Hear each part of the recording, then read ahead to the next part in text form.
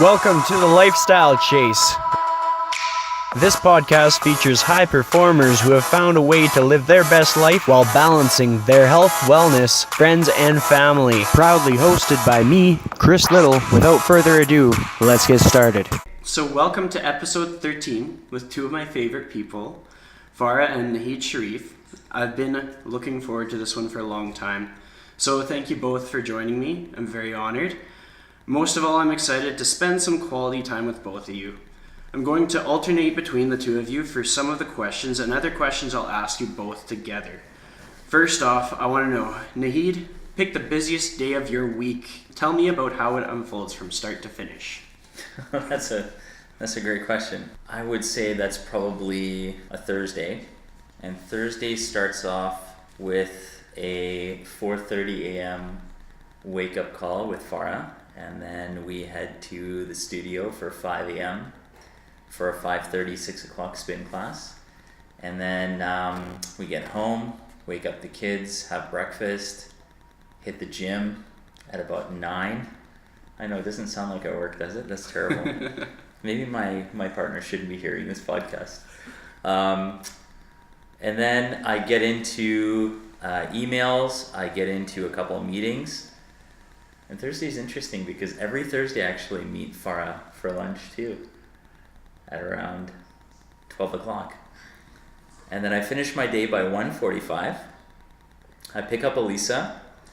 We end up going on a date together to a place for lunch or snacks. And then I pick up Sophia for 2:45, and then I pick up Maya for 3:30. And then we're home to get supper prepared. We go to spin class Thursday night at 6:30, and then we're reading and hanging out. You pick the day that makes you look the best. I'm just such a good father and husband. So that's great. All right, Farha, it's your turn. How do I one-up that?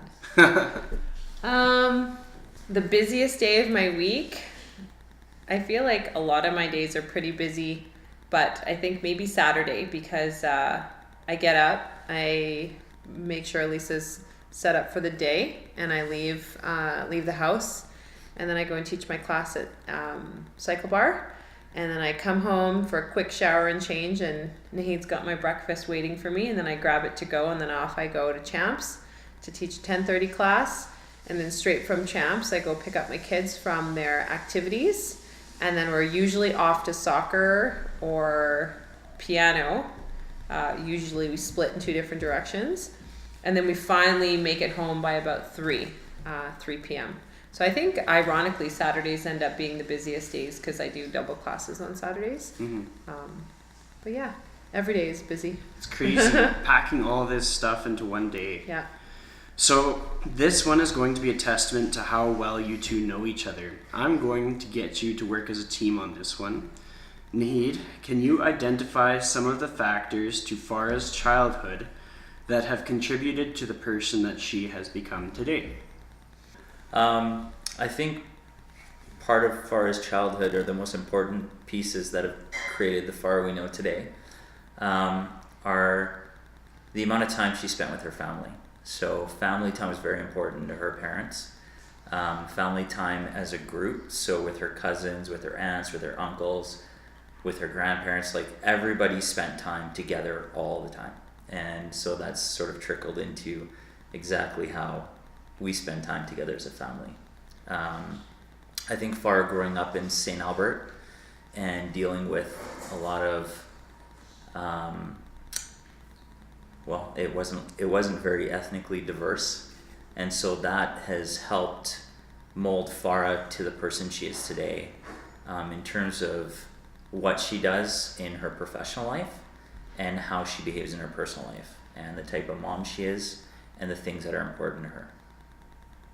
So Farha, it's your turn. How did Naheed's upbringing help to shape who he is today? Ironically, very, very many of the same qualities. Naheed's parents were very family oriented. Like me, he spent a lot of his weekends and evenings with cousins. Not a lot of school friend time on the weekends and evenings, so that shapes I think, shapes your core values when you spend a lot of time with your parents and with your family. An interesting facet of his upbringing that I didn't necessarily have was the fact that he traveled a lot with his parents, and they traveled from a very young age. And because my parents were both teachers growing up, we didn't have a lot of money, and we had 3 kids versus 2 kids on educators' incomes. So we didn't travel a whole lot. And what I admire about Naheed's parents and his upbringing is traveling was a really important part of their life. And they would, they were business owners from a very young age when they first immigrated to Canada. And it didn't matter how much money they had, where they were in their life, they would stop everything for 2 weeks at a time, and they would take their boys traveling around the world. And that's something I hope now that we're at a place in our lives where we are no longer having children and we can afford to travel a little bit. That's something I'd like to carry over into our family traditions. Totally. That's so cool. And the funny thing is, like, I grew up as a teacher's kid too. My parents weren't like the richest, yeah. but like we'd also try to travel. So there's one summer we just went around Saskatchewan. Yeah, in your car. Yeah. Yeah. Gets the job yeah. done. I wouldn't recommend more than one trip to Saskatchewan. Yeah. There's not much to it. Yeah. It was good. My parents decided back in the early 90s when Guess had just hit, Guess clothing had just hit the fashion outlets and like the mainstream. My parents decided to drive us to Eureka, California. And it took us about 6 days by car. Whoa. And we had the road maps out, and we were in the cars with, the station wagon where you'd lay down in the back and roll around. And it took us 6 days, and we didn't know where we'd sleep most nights. And I'll never forget half of those adventures. But, traveling is definitely something that you create memories and collect memories as opposed to commodities. So. And you always learn a lesson on a trip because it's outside of your comfort zone. Like, it's somewhere that's outside of your norm. 100%. And that's what I like. Absolutely. So you're definitely both family oriented, which I also value greatly.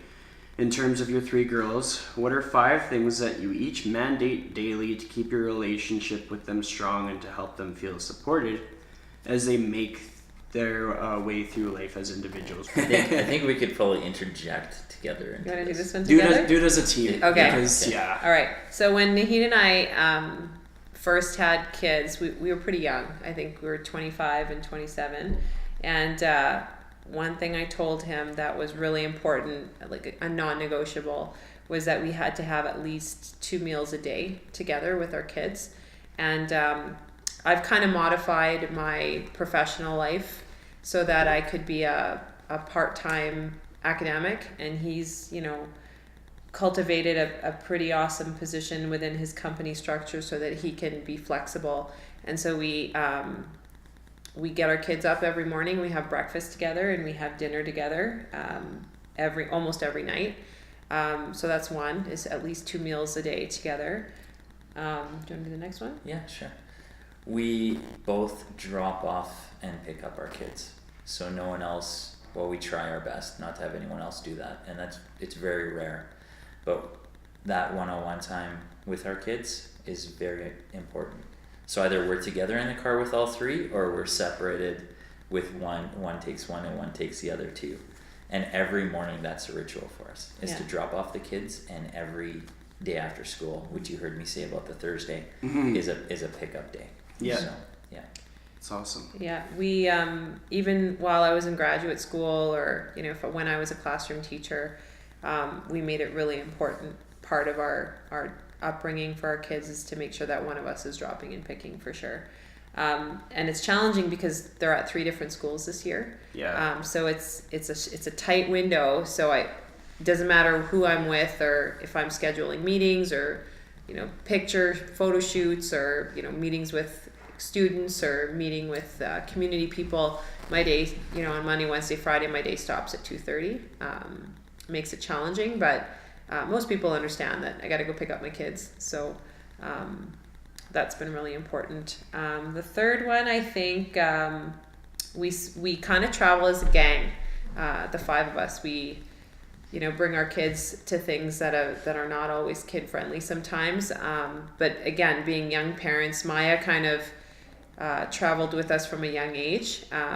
When we had Maya, most of our friends weren't even married, let alone having kids. So she accompanied us to a lot of outings, and deciding to have 2 more kids after Maya just kind of made our little gang grow a little bit bigger. So we travel as a gang. We're loud and obnoxious most places wherever we go. But we try and incorporate our kids in a lot of things, especially whether it's charity or volunteerism or community stuff. So we keep them close and make sure we spend a lot of time with them. We spend time together every night. So before everyone goes to bed, we sit together as a family, whether that means Farah's reading with Elisa or Elisa's reading with Farah, and the kids are sitting in our room, and we all maybe watch the news. We'll put on CNN or put on the National. It's after Elisa's gone to bed, and sit and talk about world events. We spend almost every night together as a family. So before we go to sleep, that's probably the last piece, is for all of us to be together. What did we pick as the 5th one? I don't know if we have a 5th one. So meals, drop off and pick up, travel as a gang, spending evenings together. We do activities together too. Oh, the last one, I think, this one has been controversial as a young parent, I think, and having, I don't have a lot of parent friends with kids that are Maya's age. So Maya's 16, Sophia's 13 next month, and Elisa's 9.5. And we made a joint decision as a family to not have our kids participate in social media, which, some viewers might be like, oh my God. But, as an educator, I started to read a lot of research about social media and its effects on kids' self-esteem, brain development, anxiety, so on and so forth. And that was a good 10 years ago, when I think the iPhone started becoming, the thing, and Facebook started, taking over. And we've been in conversation with our older 2 quite a bit, and always giving them choice and explaining, things. And up until about, I would say, grade 8, Maya, was it grade 8 or grade 9? I made the decision to kind of hold back with her social media usage. And then I think it was like grade 8 or about grade 8 when I said, do you want to have Facebook? Do you want to have Instagram, Snapchat, whatever? And she thought about it. And then she came home one day and she's like, Mom, I'm actually good. Like, I'll let you know. And she's heading into grade 12 next year, and she's made it through high school with no social media. Like, if she wants to look up Taylor Swift or hairstyles or Sephora's sales or whatever, she'll use my Instagram or look it up on Pinterest. But I would say we have a pretty transparent digital media use policy in our house. If anybody needs to use a computer or whatever, it's always in the kitchen. But we educate our kids. I send them articles all the time on things, and they'll send me articles, Mom, you should read this or whatever.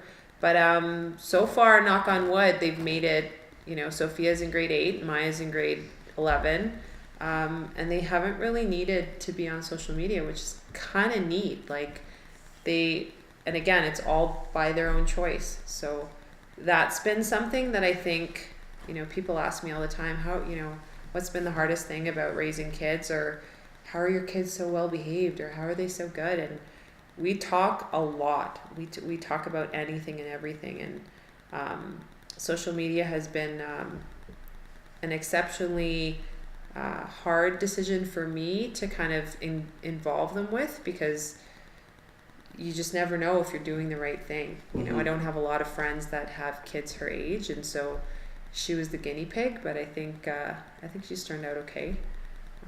So yeah. Well, I saw an article recently, and I don't know if maybe you had shared it, but it was all the CEOs of the top tech companies. Yes. They're not having their kids use social media. So. Yeah, Facebook.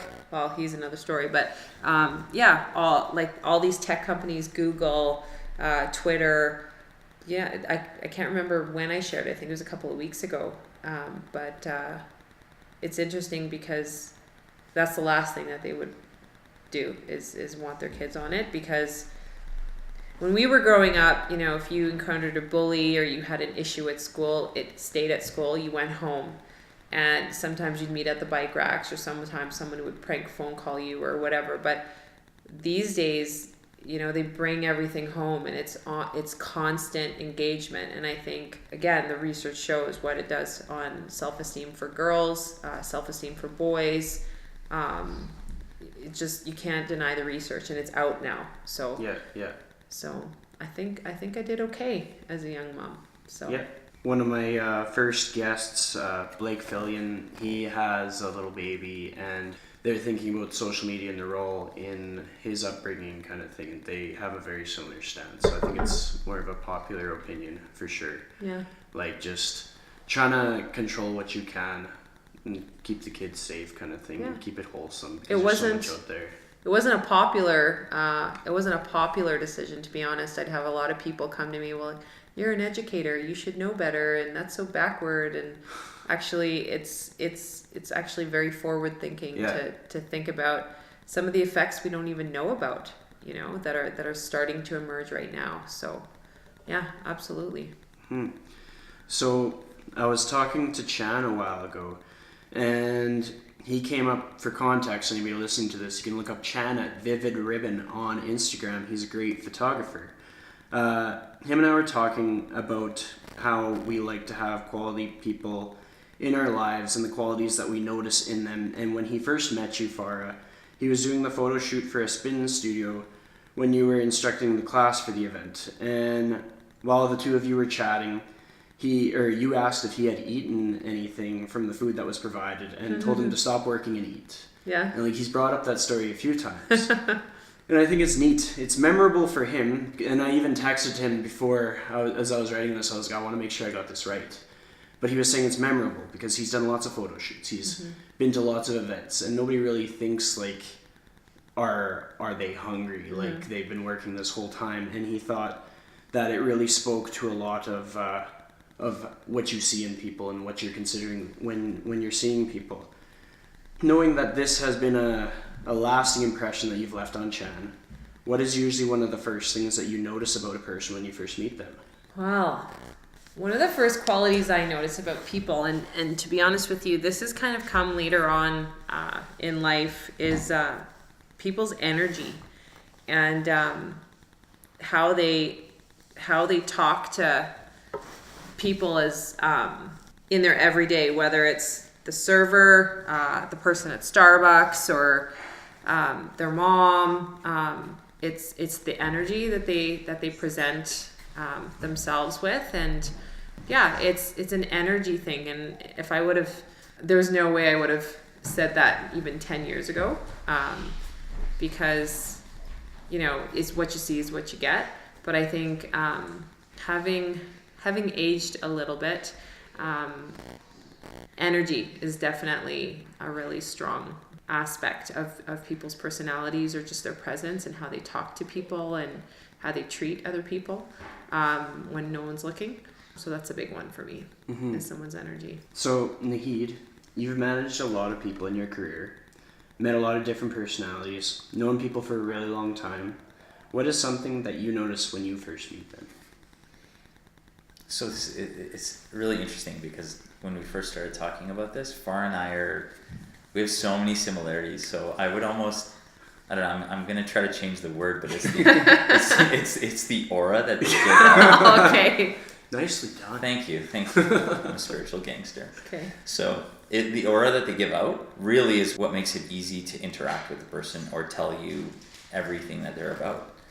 So you can watch them interact with other people, but as soon as I meet somebody, I think right away people give off happiness or emotion, or they're open, or they're authentic, and it could be the way they look and the way they behave, or their eyes, or their hand movements, or whatever it is. But yeah, I would say their aura is what eye contact really and eyes tell Yeah. a story about a person.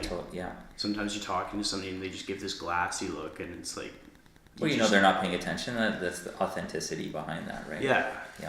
It's interesting that you say that, because again, going back to technology, when you engage in conversation with someone, whether it's you've met them for the first time or you meet them for the 20th time, whether it's a friend or an acquaintance, if they're looking at you and really deeply listening versus scrolling their phone or darting their eyes around the room, that when you give someone your time and your presence, I think it makes someone feel listened to and heard. And it's interesting because our kids, and maybe this is the downside of not being constantly plugged in, are really, they come home and they talk about how it's hard to engage in conversations with their peers because their peers are just scrolling while they're talking, or they're texting each other in the same room. And at times it's put them at a disadvantage because they feel disconnected, not because they're not on social media, but it's because they want the connection. They want the FaceTime with their friends or with their, whoever it is that they're talking to. And I think, again, we engage in so much talking in our house that you just gravitate towards people who are like that. So that's an interesting one because I think we both work in different areas, me in education and him in the business sector. And you can really tell when someone is paying attention or when you've engaged someone and they're really listening to you. And I think even when I'm lecturing or I'm talking to students, I'll stop and I'll meet their gaze and I'll look at them, and it kind of freaks them out a little bit because, when you look at someone in their eyes and you talk to them and you really speak to them, I feel like society's kind of lost a little bit of that connection. Or when you're in an elevator and you just say good morning, and students are like, oh, like, you don't teach me. Like, It's kind of weird. Yeah. As opposed to just smiling and walking through the hallways and just kind of saying hi to everyone, So. Exactly. Yeah. And the space between words, I think, is important too, those pauses when you're engaging with someone. Mm-hmm. I don't think a lot of people do that either. Yeah. It kind of shows that you took time to think about what they said, you're processing it, and then you're thinking about your response kind of thing. Yeah. So on to the next one. So Naheed, at Jordan Jeski's event earlier this year, the project, I really enjoyed talking with you and Chan about the things that really matter in life.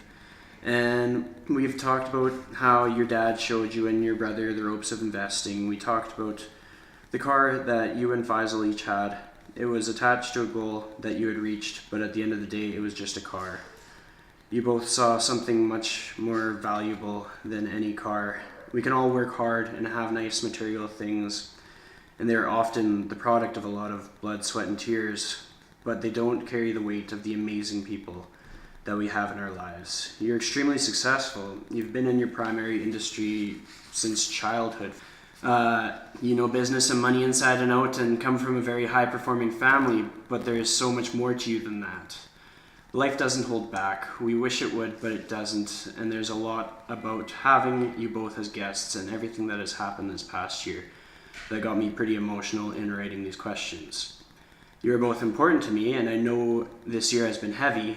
I want to honor some legacies with you. I want to promote some of the best qualities: selflessness, bravery, resiliency, love. Here we are, stronger, better, faster, feeling supported in good company. I want this podcast to help listeners understand what it means to be a better person and to take care of the people they love. I want this podcast to be about thriving in balance, living our truth. I want listeners to understand that at the point that they think they are at their very best physically and mentally, there is a better version of them. I'm here to promote that the best way to truly find the better version is by being authentic and genuine to others. We can make an impact. We already make an impact. But what would that impact look like if we each continued to improve on ourselves? Naheed, we all have something we want to do in our lives, to feel more whole and to live out our truth. And with everything that you've done so far, what does that look like for you? What is your next level? I think it is to give as selflessly as my brother did. I think he touched a lot of people, and it wasn't attached to anything materialistic. It was people he met in an elevator or people he met at the cross doing chemo. And I think that connection, that part of yourself that allows people to get to know the real you. I mean, I've got a piece of my brother with me. I think if I can fulfill that part of his legacy, that would really help to elevate me to a different level. I think to tell the stories to his son about who his father was would also fulfill a lot of that and make me feel more whole. And to tell my children, you know, they've seen some of it, but they don't know all of the stories. And there's not, I mean, the only stories of my brother, there's so many stories of so many survivors. And I think to take those pieces and live by that would be able to elevate me to a different level. Yeah. And I think it's so important to reflect on like these more meaningful parts of life, and really take like these people that made huge impact on us and like let that live on. For myself, like we all lose somebody, but I remember working at my warehouse job, and I think I was 3 years in, and it was just after one of my high school teachers had passed away. And what happened was he was on his way home from a trip with his wife and his 3 kids, and the youngest one was just a little baby, and they got T-boned on a highway. And he was a coach that when I was in high school, I didn't think I could play basketball, and I had trouble with science, but like he told me to try out for basketball. Like I wasn't ever tall in high school, and he was like, you could totally be a basketball player. And like he talked me into it, and he took extra time to like coach me through drills. And I went to a small rural high school with like 100 and some kids, and he organized like one of those rebound basketball machines, and he got somebody to come in from, I think it was the States or something. He got high profile coaches and did everything he could for me, for other students, to get the best out of them. And with science, like if I just bombed something, he'd be like, okay, do it again, like we'll just keep chipping away at it. And like he would talk to me about pretty much anything. And so losing him really hit the whole community hard. But I would be working in the warehouse thinking about like I'm making good enough money, I got my place, but like this teacher made an impact. He made people better. When I load up this length of stainless steel, am I making people better? No. And like for me, I needed to. And so that's something that stuck on with me. Like he wasn't related to me, but that's a legacy that sometimes when I think about the passion that I put into training and the extra bit that I do, that's me pushing his legacy forward. And I think like I hear stories of people, whether they're related to me or not, and I want to carry forward that legacy. So I have confidence that Faisal's story will live on. I'm getting a little choked up. Wow. It's tough. That's impactful, Chris. I think what people don't see on social media, or behind the they don't see what happens behind the story, right? And it's funny because there are days where I have moments where I stand back and I'm like, really? Like this spin class, boxing, like what is it about? Like this is like, this is kind of dumb. Like what I'm doing is kind of dumb. But I think what people don't see is that, and when I say it's kind of dumb, I don't mean the sport or the activity. I mean how engaged I get. There are moments where I have, where I kind of stand back and I'm like, really, Farha? Like, why are you so like into it? Trust me, but I can relate. Yeah. Or you kind of sit back and you're like, whoa. Or you like see a meme or something, you just like laugh. You're like, wow, that's totally me. And you're making fun of yourself. But I think relating to your story is, I think what people don't see is the backstory as to why you're so passionate, as to why you use training as an outlet. And I remember the day where you decided to quit your warehouse job and just be like, see ya. and being so excited for you, because you're right. Like your purpose is so much bigger than doing what you're doing. Not to say that what you were doing was menial, but more importantly, like, how are you impacting other people's lives? And I think in those moments of doubt where I'm like, what am I doing? Why am I so excited about this? This is dumb. I'm being dumb. I actually am quickly reminded that, like, this is my way of making a difference, or you know, finding moments of connection. And I think you're so right that it's the backstory. You know, I didn't even know that about you, and now it all makes sense.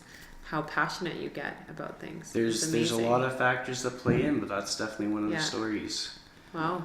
So, Farha, when Loma's ride was organized, I got really lucky when TJ Sadler from Yeg Fitness had to step out, which enabled me to ride his bike in Melba's class. That was an important day, and I would have hated myself if I hadn't been there. All 3 rides were high energy, inspiring, and full of heart. I'll never forget that evening. And while I didn't get to know Loma, I believe a part of me will always ride for her at Cycle Bar.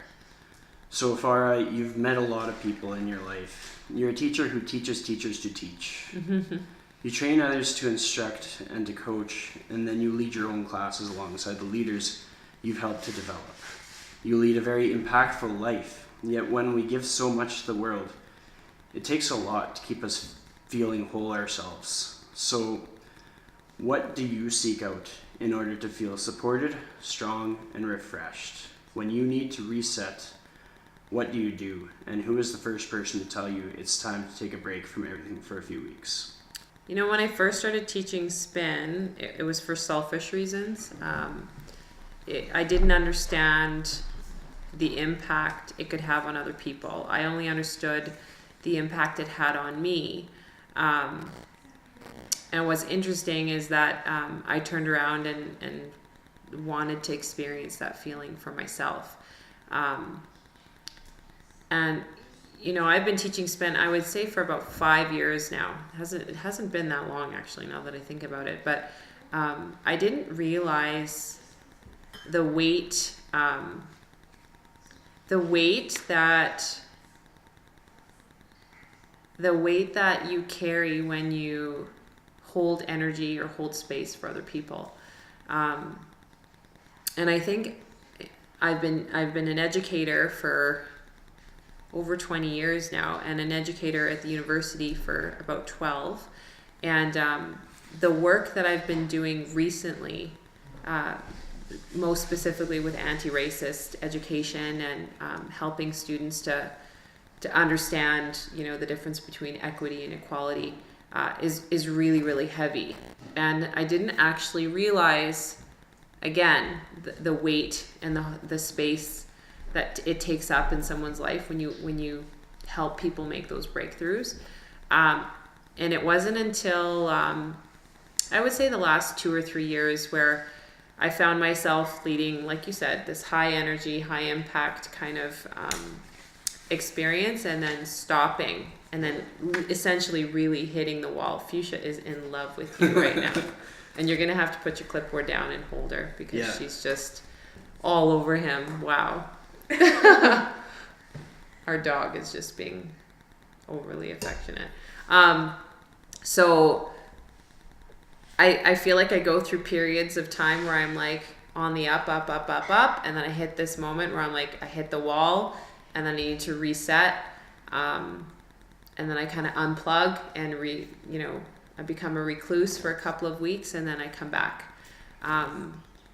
So I think your question was, what do you need? I retreat to my kids and to my husband, and we just kind of spend time together. I go and hang out with my parents and just kind of reconnect with who I am. And who are the people that notice the quickest? I would say Naheed for sure. But I also have a really amazing set of friends that I don't see every day. I may not talk to them every day, but they're the first ones to send me a message and be like, hey, your energy is off, or I notice things. Andrea Rice is one of them. My good friend Loma was another one. Katie Cotter is another one. Maya Jabber, Loma's sister, is another one, and a couple of others. My good friend Nyla. They're all really important people that will stop and say, "Okay, you need some time." Yeah. And it's interesting because they're the first ones to see it, and then I noticed afterwards. So that's when you know you have really good friends, when they can be honest with you and say, "Hey, you need to disconnect a little bit." And we all need people like that, because we get Yeah. so stuck in our own lane, and we're like, this Yeah. is the norm. But on the outside looking in, our norm is not good. No. It's interesting because even my Champs family or my Cycle Bar family, I have really cultivated a close-knit community of people who really, truly, the saying, we have your back kind of thing. I truly believe that literally tomorrow, if I picked up the phone and said I need something, any one of the Champs coaches, any one of the Cycle Bar coaches would be like, "Yeah, you name it, I'll be there." They probably have baseball bats. And Yeah, ready to go. So I've been really lucky that I don't have a lot of friends. I can say that proudly, because I find I'm very greedy with my time. So if I consider you to be one of my friends, that you're fortunate, because my number one thing in my life is my family, and you got to be really special if I'm going to take time away from my family. So Naheed, we've always been able to relate on our respective fitness transformations, and you've basically seen my whole damn journey. How did your life change as a whole when you made changes to your fitness and nutrition? you want to tell the story? Yeah, Let's that's tell a the good story. It's a good story. Well, I thought protein sources were chicken wings. Well, they are. It's No true. way. It's the wrong type of protein source. No, what was really interesting was I enjoyed eating out lots. When Farha and I were in university, we went a lot. It was chicken fingers every day, and we chilled out. We didn't really do anything physical. I mean, I did that. We were both very inactive, actually. Grade 7 to grade 10, I was quite active, and then grade 10, it was done. I was not interested in that. You liked fries and McChicken sauce. This is true. That actually sounds pretty good. Just try it. Westmount Mall, that's right. Yeah, it was great going to Russia. But I think that my health was suffering. I had asthma, and one of the gifts that Farha gave me was to work out with a trainer back in Toronto when we were there in 2003. And that sort of sparked, it was really difficult for the first 5 years. I was not interested in going. It was a chore. I did it for her more than I did it for myself. And then it got to a place where my turning point was Chris C, actually. And Chris C and I became very close when we were training together. And I started to feel like that was an escape from the pressures in my life, and maybe that was like work pressures, stress, anything that was going on that I couldn't handle. Working out started to take that away. And then every vacation that Farha and I would take, we would find a workout piece to that. And so when we started spinning years ago, at first I was not very happy about that either. But then it became an escape. And so in terms of what it's done for me now is it really grounds me. Even though I'm not thinking while I'm doing that and I'm enjoying that moment and that time, I'm able to take my day and shrink it into a shorter work period, but be very, very efficient and effective within that time period compared to before. So I feel like my mind is sharpened. I feel I can be a lot more focused. I feel stronger mentally and physically, and I feel like I can do so much more than I could before. So it's done wonders. On the nutrition side, we eat clean. We're not overly strict with our diet per se.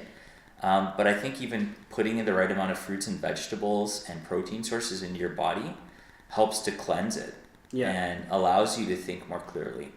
So I feel like a completely different person. I mean, I look at how I was and who I was and what I felt like, and I have a picture right there. Chris, we should show you the picture of me. Would you like to see a picture? Would you like to see the picture? Yeah. Ready? Ready. Okay. 3, 2, 1. Oh. That was me.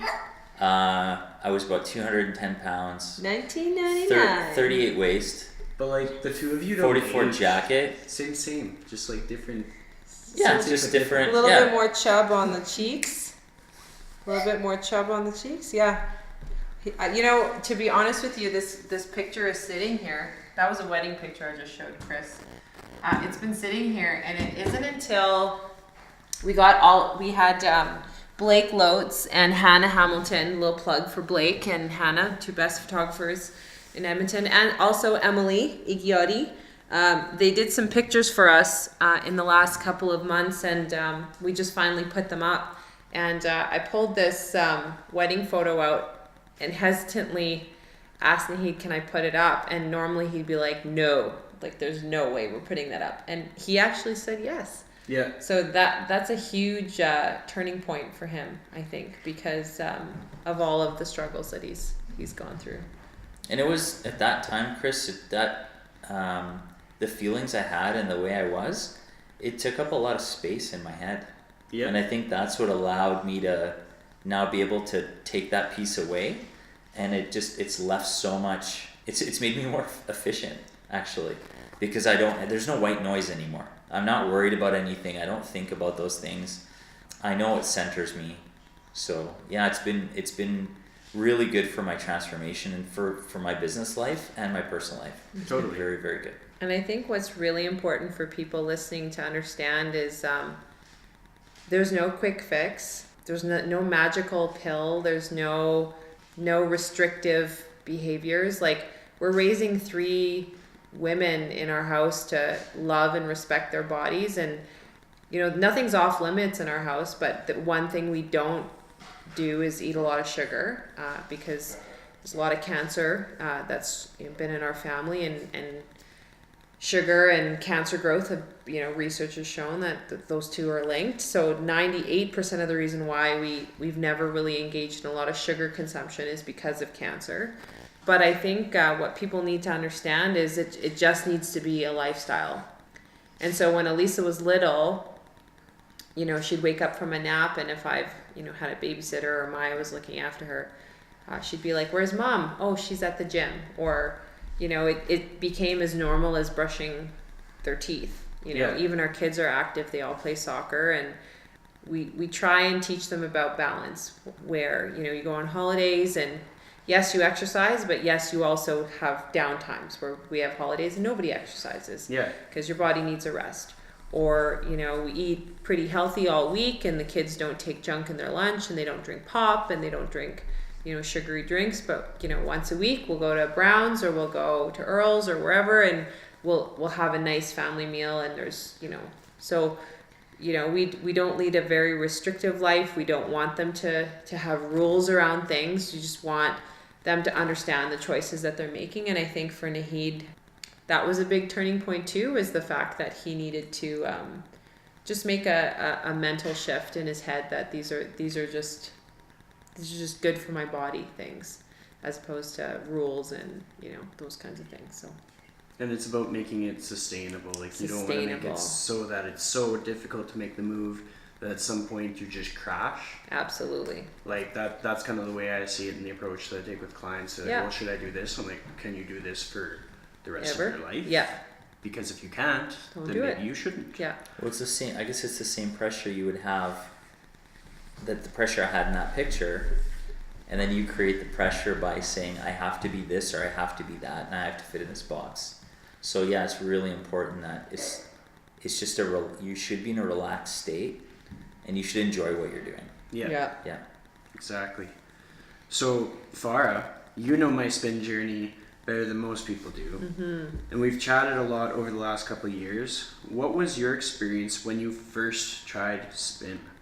What was happening in your life at the time? What was your first class like? And how did the transition into who you are on the bike today go? The first class that mattered to me, I think, is when we had gone to Santa Monica, California. For the first time, actually. It's become one of our favorite places to go when we need a reset and recharge. And I went to a class. I went to a Soul Cycle class, actually. And I was in the middle of grad school. Elisa was, our youngest, was probably about 1 or 2. You know, Sophia must have been, 5 or 6, and Maya must have been, 10 or 11 or 9. And having, 3 young kids and trying to balance graduate school, and I think Faisal had just gotten sick, and you had just picked up another business, and we had a lot for a young family to deal with. And I experienced this moment in class where I don't know what the instructor said, but it was just like release, and I started to cry, and I was like, oh my god, I'm in a spin class crying, like what the hell is going on?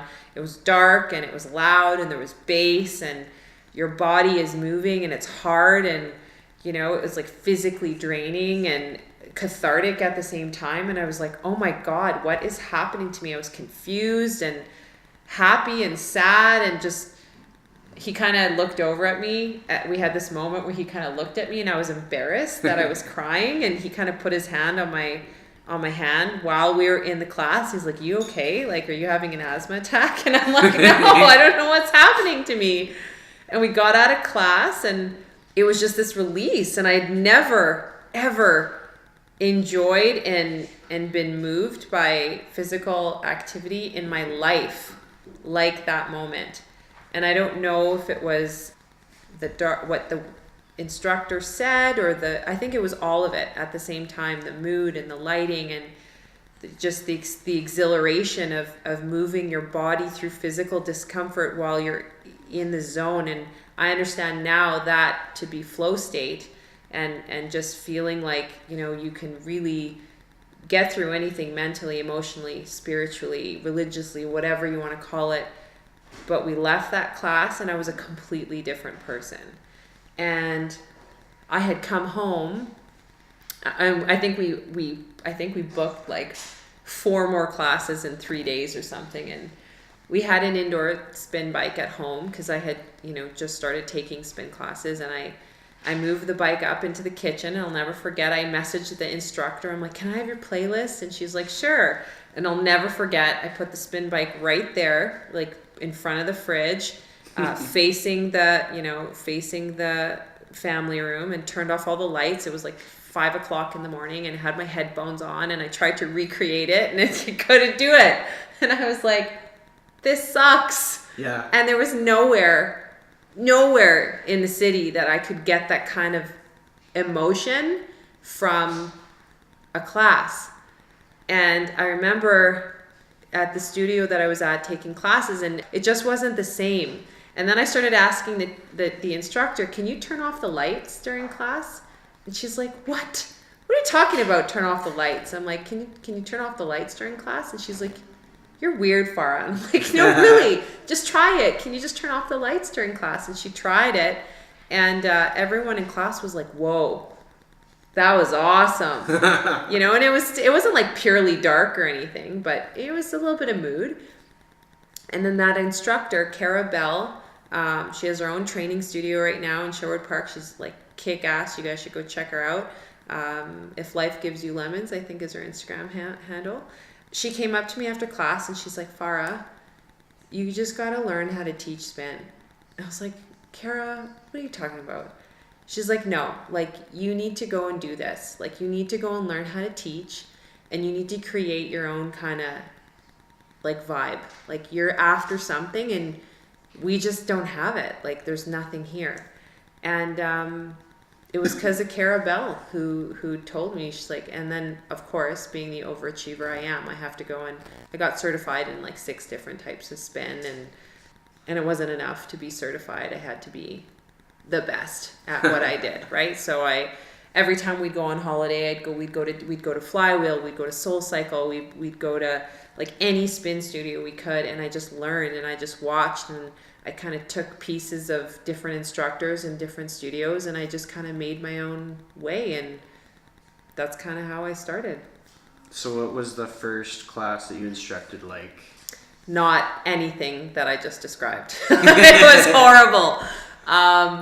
Back then, you used to plug your phone in to the cord, and I was teaching a class, and I didn't know anything about airplane mode or anything like that, and all of a sudden I was in the middle of the class, and they were on these horrible Kaiser bikes, and all of a sudden I can't even remember what I was doing. I was teaching, and it was like a full class, and it was great, and all of a sudden my phone starts ringing, and I hit ignore, and everyone started laughing, and I'm like, okay, that was funny, but oh my god, like mortified.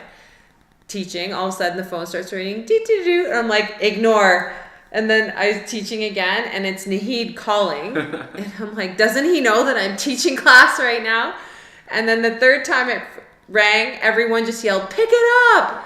So I hit answer, and it was on the speakers. Yeah. And I'm like, hello? And everyone's like still pedaling. There's no music. And he's like, we just won provincials. And everyone yelled, yay. And I'm like, okay, I'm teaching class. Bye. Hang up. And we just kept going.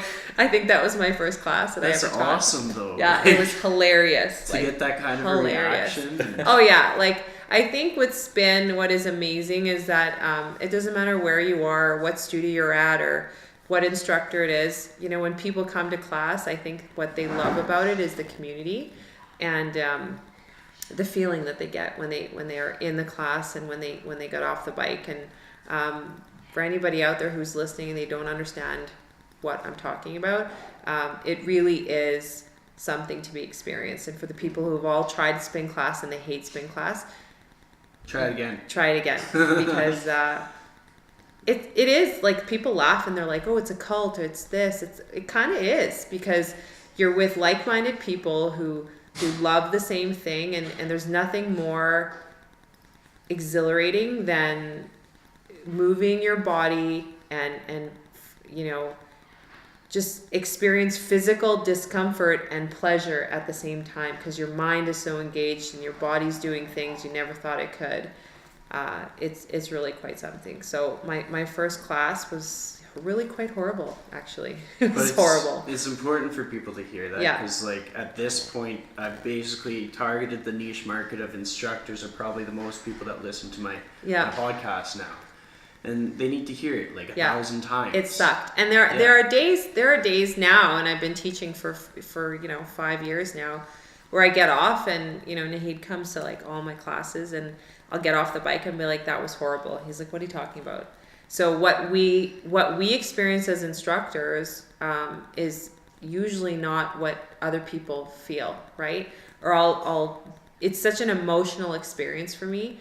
And, having lost my brother-in-law and having lost Loma so close together, there are days where I'll teach a class and people will message me afterwards and on Instagram or Facebook or whatever, and be like, oh my God, thank you so much for class. It was the best class ever. And like, it was so mentally and emotionally demanding. Like, it's dark, so people can't see, but there's a lot of tears, or there's a lot of emotion that goes into that class. And as cathartic as it is for me, I think if you're listening and you're an instructor, the best advice I could give to people who are either teaching spin or want to teach spin or want to get into teaching spin is be uninhibited and be vulnerable and just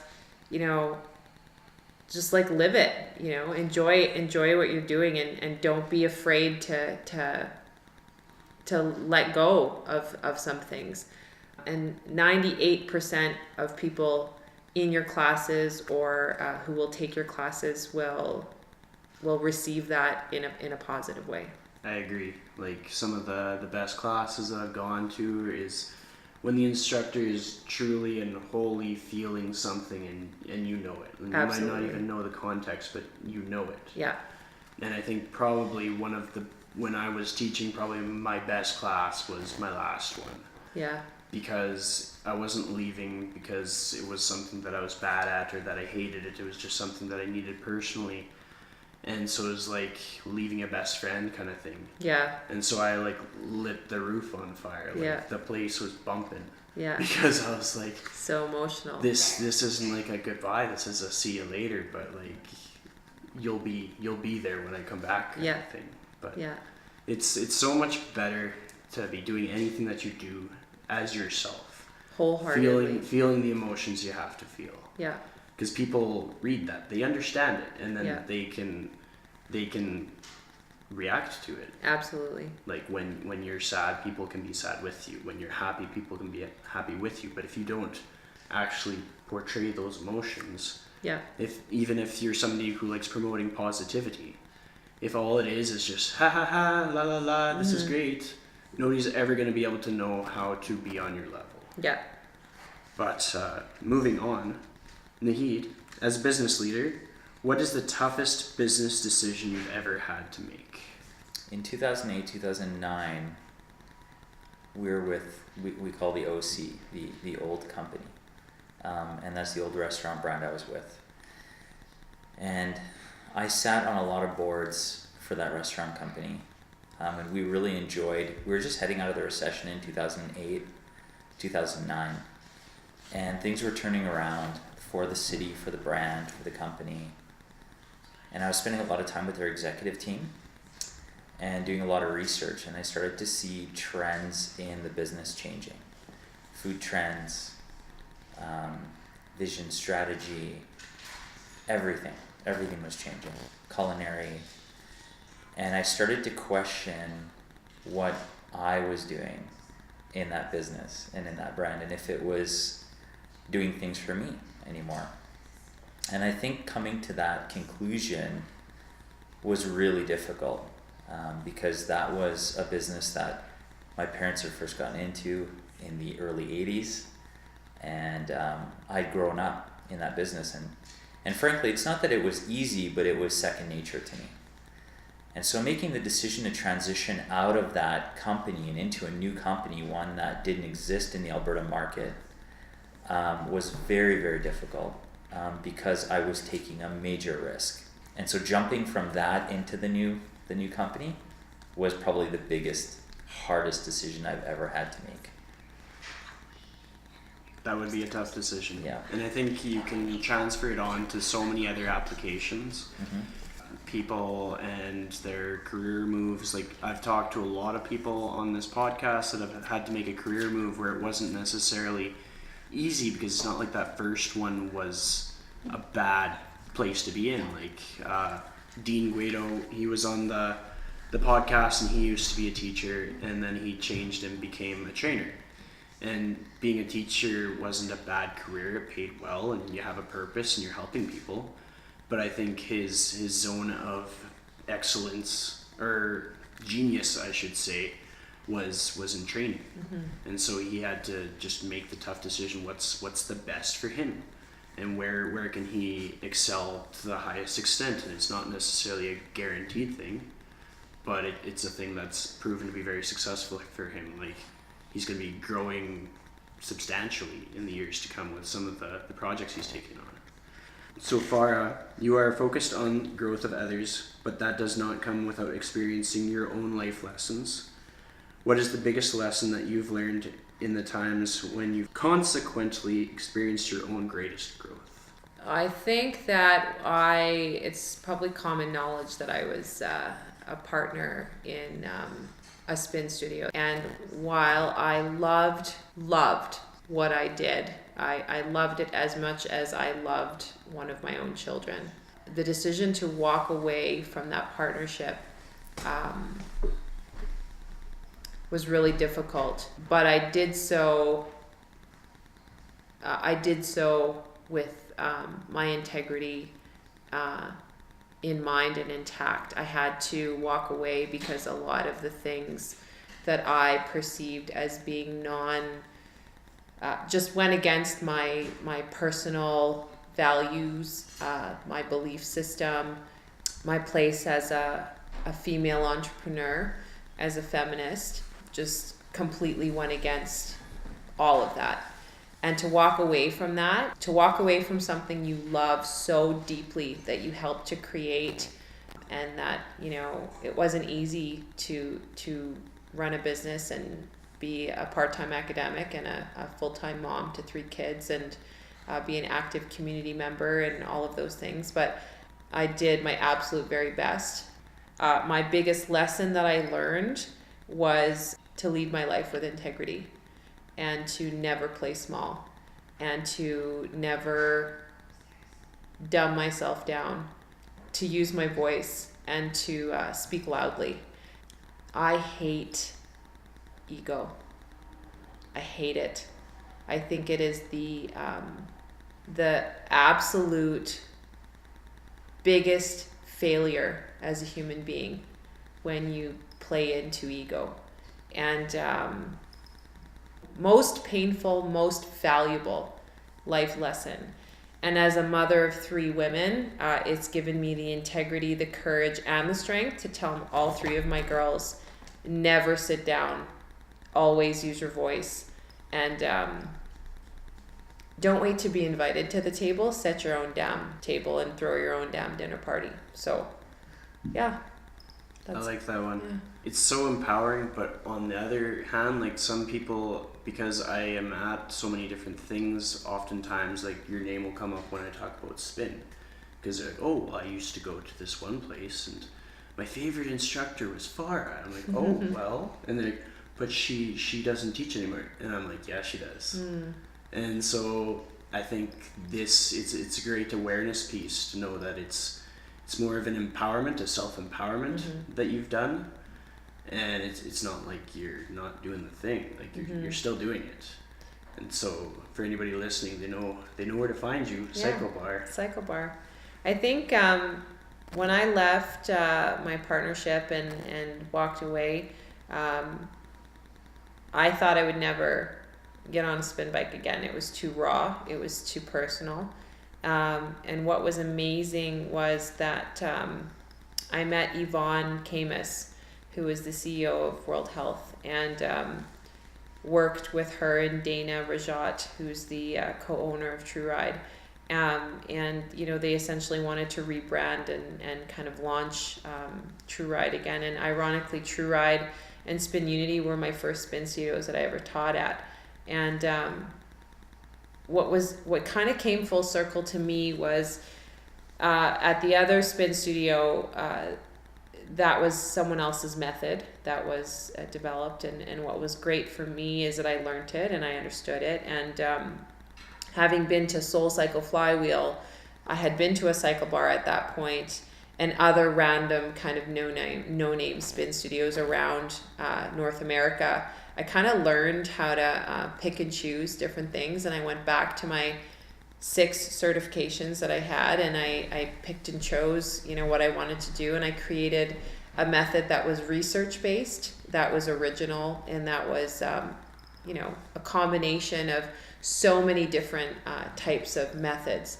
And I think what was really empowering for me as a human being was to know that I actually had the potential to do something like that and develop a method and a manual, and having a background in curriculum and education, create a training program.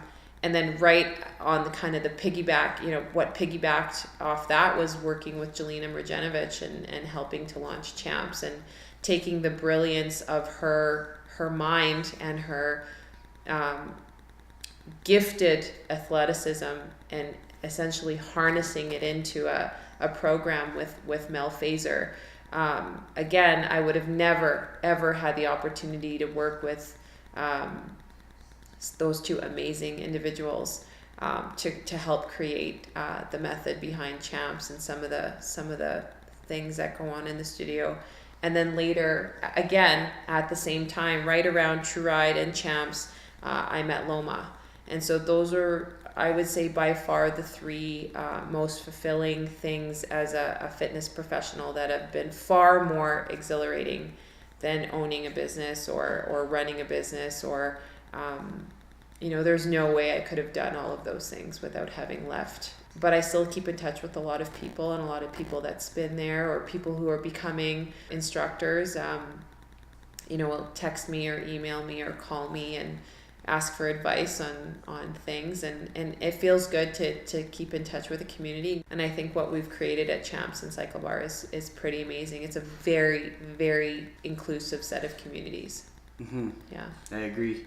Naheed, what advice do you have for fathers of daughters that are listening to this podcast? With the girls learning the importance of equality, family, confidence, integrity, and how to take care of themselves from both of you, what do you think is the best thing to equip young females with as a father in today's society? I think to be a feminist.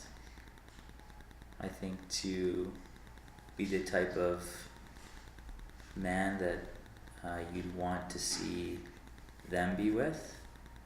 To be a good husband, to be loving, to be caring, to be respectful, honest, transparent.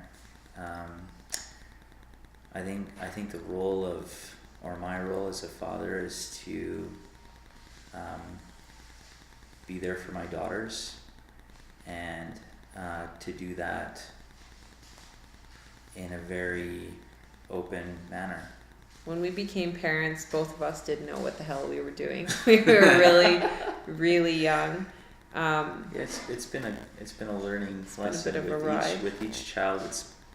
It's not that it's become easier, because life has changed and the world has changed, but our daughters have taught me a lot of lessons. Actually, it's very interesting.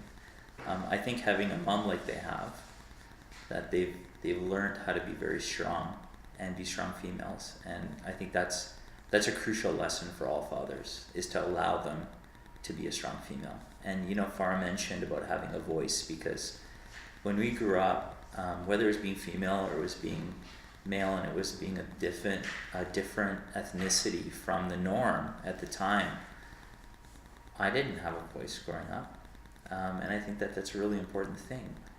So to teach them to be strong and resilient, and I think are really important factors. Mm-hmm. Agreed. I like that. These next questions are for both of you, so get ready. If you raced the bike trail from Canmore to Banff, who would win? I've done that Farha's one. Farha's got a hamstring injury right now, so I think I'd win. I'd kick her in the calf, and then... There you go. Is that a loving thing? That's not a loving thing to say. I did the bike trail from Canmore to Banff, and I would never do that again. Nope. How come? Oh, it was the worst experience of my life. I did not. Well, Farha, you didn't train for it. Didn't train for it. I thought, I'm a spin instructor. I can do this, and bought the best bike and went with like a friend who is like a pro racer who has like 8 bikes and fat bikes and rides his bike to work in the winter, and I think he overestimated my abilities. I did my first bike race was the Grand Fondo, and it was the year that it was the coldest year on record or something, and I had like 3 pairs of socks, which is apparently a big no-no. You get like the proper wool socks, but no, I knew nothing about. We had shirts made up. Outdoor we had a races. full squad there. It was my birthday. We had eight people there. Yeah. We all had t-shirts made, Team Farha t-shirts. Yeah, and at the first rest stop, I'm like, nope, Faisel, I need that go-kart thing to take me back. He's like, were you gonna come back to the finish line in a go-kart, and your kids are gonna be like, happy birthday, Mom, fail. Yeah, no. She didn't quit, she did it. I didn't quit, I would never do that again. I don't think I've ever been on a long bike ride. Over 10 kilometers. Like 150 so kilometers. It's not a long bike ride. I race cars. Yeah. I don't know if I'd be able to. So to answer your question, we'd both call an Uber and just race to them, be like, see ya, suckers. Legit. Never do that again. Play your spin track in the Uber car. Yeah, I actually, you're not allowed to have headphones and stuff, but I had a full playlist and headphones, and it didn't help. Jeez. Yeah, it was the worst. So you both have to agree on one meal that you'll have for lunch every day for a month. What is the meal? Okay, wait. What are the conditions? Is it a clean meal, or is it like just a meal? If we could enjoy something where you don't die at the end of the month, so you can't live off peanut butter. I know. Okay. Yeah, no, we're both. That's our thing. We wouldn't die. Peanut butter and chocolate, but okay, yeah, I would say the curry jerk paella at Greenhouse. Anything from the greenhouse, Yeah, actually. That's our go-to. Yeah, that is our go-to. That's a plug for the greenhouse. Almost every Thursday when we meet for lunch. That's where we meet. Amilcar and Mikhail are the best, and Denis has like the Farah special. I'll just call ahead and be like, "Hey, Denis," and he's like, "I got it, Farah." Literally every Thursday we're there for lunch. Yeah, it's on campus, so it's good. And it's super healthy, and it's the food's fantastic. The greenhouse. Yeah. Everybody go check it out. That would be anything from the greenhouse. That's what we'd have. Yeah, every day. Super clean, really tasty. Yeah, it's awesome. Yeah. You're set then. Yeah. Here's the next one. Is it true that Naheed has the most shoes? Yes. Shoes, jackets. I'm gonna be quiet on ties. this. Anything. Socks. The truth is out. The truth is out. He is very well dressed. I'm just a hoarder. Maybe I'm just a hoarder. I don't know. Just look at what we're wearing right now. He's like could go out, and I'm like in pajamas, basically. I concur. This is true. Yes. So who is the best at cooking? Me. Far is the best at cooking. Nice. Yeah. Who changed more diapers? Well, okay, Depends 3 on- kids. Depends. If we take all 3 kids, I think that would be me. Lies. No, I think. Okay, I changed the most diapers, but I will say he gets up at night. Still, didn't matter how old the kids were, even when they all were in their own beds. We had 2 sleepwalkers. We still have a sleepwalker. Literally, we are both such light sleepers. We can hear feet on carpet, and I just do that, and he's up. He will get up. Nice. Yeah. That's a fair trade-off. Yeah, he'll get up. It was my first diaper. Was my scariest, actually. Oh. Maya, right? Yeah. Yeah, that was really scary for me. It got a lot easier as we had more kids. I let Elisa roll off the change table, though. That was my fault. Ooh. Yeah, she totally rolled off. But it's okay because kids are made to be. No, sorry, that was Sophia. That was okay. And landed head first between Yeah. the diaper genie and She the was wall. wet. She was fun. She was saved. It Yeah. was good. Yeah. Phew. So that's it for the quick questions. Now back to the important ones. On carrying on legacies, I want you each to alternate a total of 6 words that describe some very loved, very important people you've had in your life. 3 words each, 6 in total. I can start. Okay. Selfless, Fearless. forgiving, Fierce. emotional. Unapologetic. So now in the order you gave me the words, how will you carry on that legacy and see those words as descriptions of actions you will take in your life? And we can just go in any order. Damn, Chris. Well, selfless. I think that, as I stated before, that's a lesson that I learned from my brother, and that he gave to everybody that he touched, and everyone that was a part of his life. So, I think that, I think we do that to an extent. I think we could definitely do it more. But yeah. Fearless. So I spent a lot of time with Loma after meeting her, and I'm quite ironically quite a conservative person. I play it safe a lot, and she used to give me shit often that, why are you so worried, and I think when she was diagnosed with breast cancer, she would joke about it a lot and would always say, well, you can't, if you were given a diagnosis tomorrow, how would you live your life? And she was would never hold back and would often tell me things that most people would never say out loud. So she taught me to, who gives a shit, really? Just kind of say what you need to say and do what you need to do and act the way you need to act, and fearless. So I think having lost her recently, I think has given me a new lease on life, and told a lot of people things that they may not have wanted to hear, and made some decisions that were probably uncharacteristic of my previous self, and spoken out about things that I wouldn't normally speak out about. So I'm still working on that. So mine was forgiving, forgiveness. My brother had a best friend up until his first diagnosis.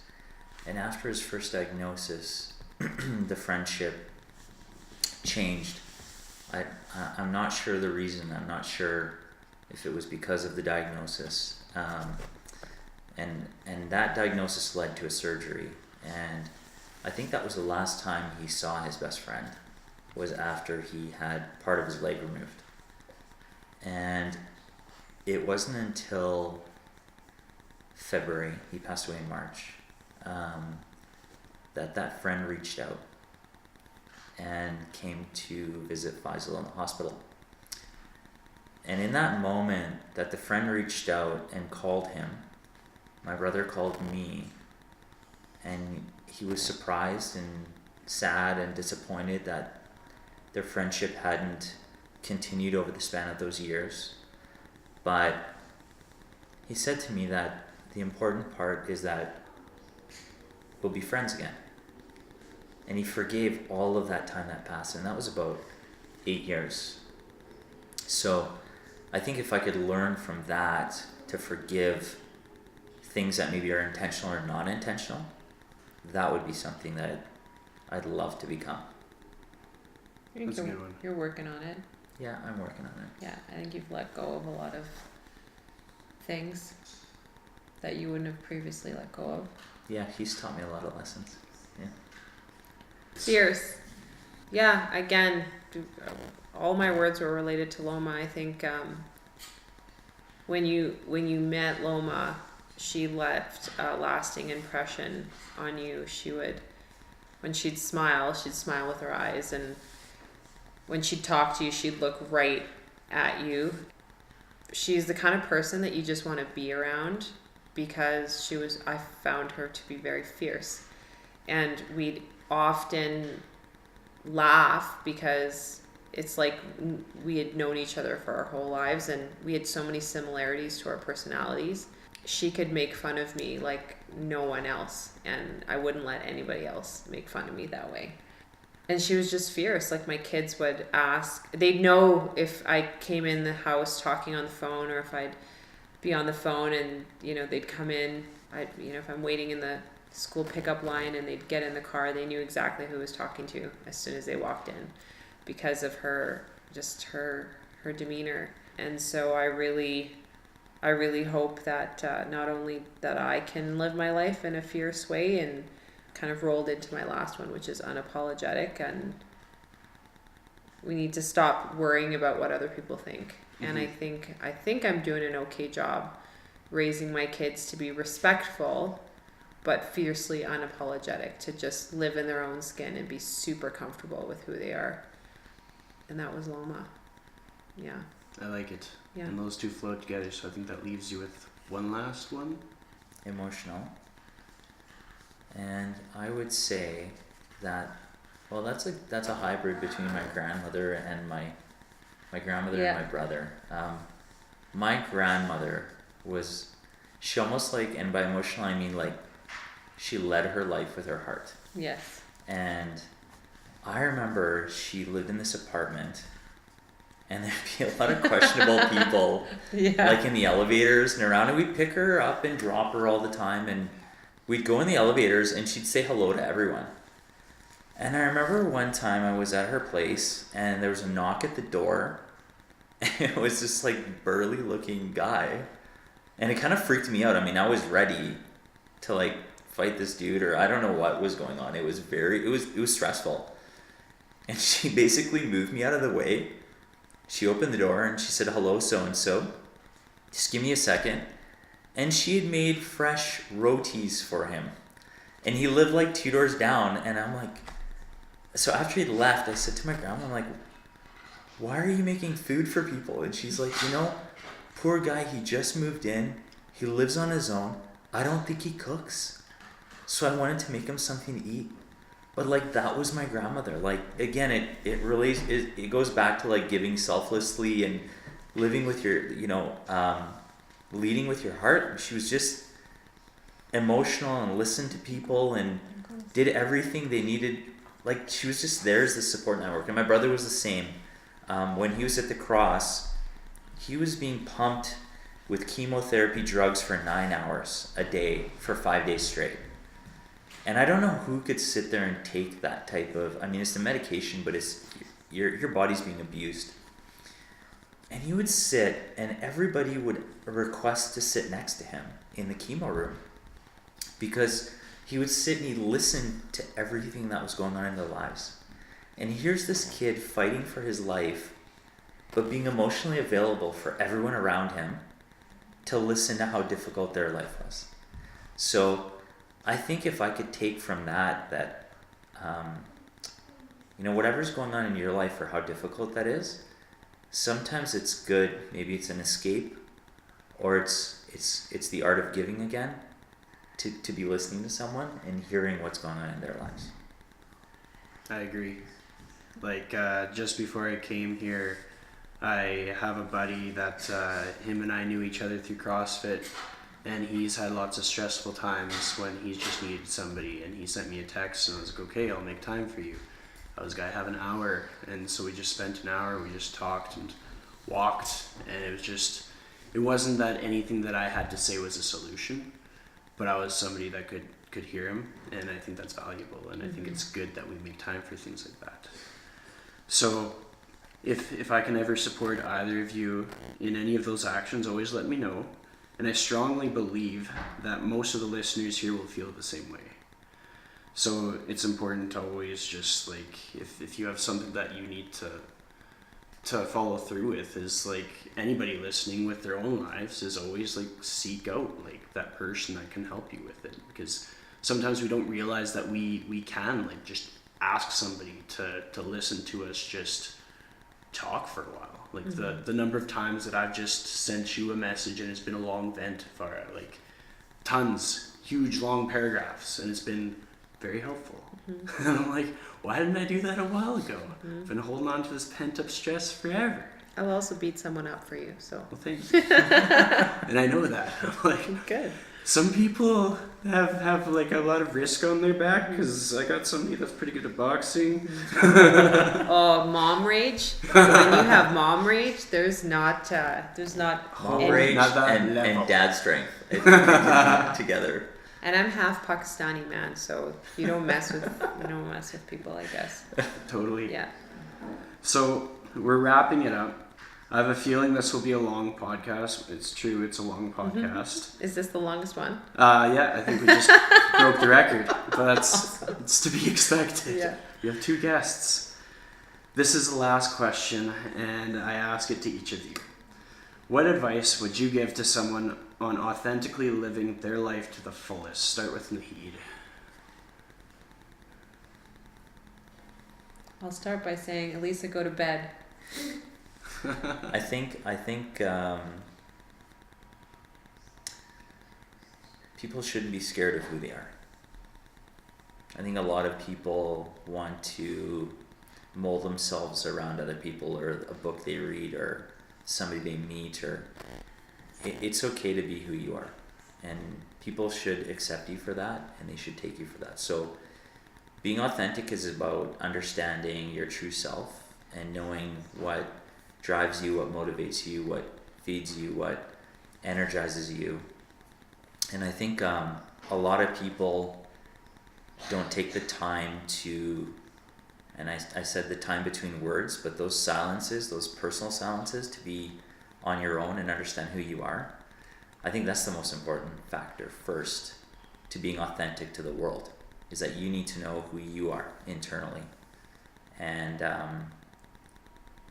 I think what you do and how you behave and who you are to the people around you also speaks volumes. So. Farha's turn. That was really good. Was it? Best advice to how to live authentically? Is that Yeah. the question? To the fullest extent, fullest living your extent. fullest life authentically. So I have had the absolute honor and privilege of working with Lululemon so closely over the past 4 or 5 years. And we did this exercise a couple times actually, which was finding out what your core values were. And to be honest with you, I had never really given any thought. I mean, I'm an honest person. I'm a loyal person. You know, I'm an empathetic person, those kinds of things. But when we had to really dig down and they gave us a list of core values and we had to pick 20, then 10, then 5, and then 3, my core values were truth or honesty, integrity, and I think loyalty was the last one. And I would encourage people listening to really figure out what your core values are in life, and they don't have to be many. Maybe it's one.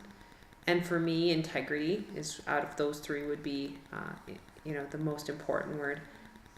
And try and live and act, speak, embody those core values. So any decisions you make need to come back down to those core values. And to be honest with you, Chris, whether it was the decision to jump into a business, whether it was the decision to leave a business, whether it was the decision to get back on a spin bike, whether it was the decision to have an honest and difficult conversation with someone, whether it was the decision to take a chance, you know, make a risk, they always came back down to those core values. And if you're living within those core values, and for me, honesty, loyalty, and integrity,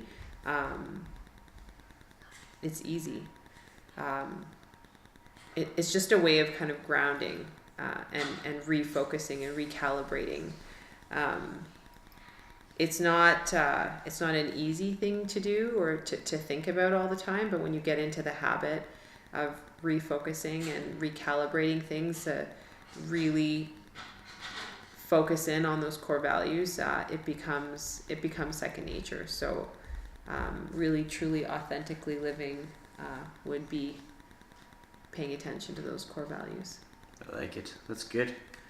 So thank you both for joining me. Thanks for having us. And in honor of Faisel and Loma, as well as everyone else that has impacted your lives and mine in their fights against cancer, I will be adding the links to the Alberta Cancer Foundation and Kids with Cancer Society to the show notes. That's amazing. If anyone is listening to this episode, here's the reminder you've been waiting for. Hug your family and friends and support people with big hearts. This has been fun. Thank you so much for sharing this time with me, and looking forward to spin class in the morning. Amazing. Thank you. Thanks for having us. You bet.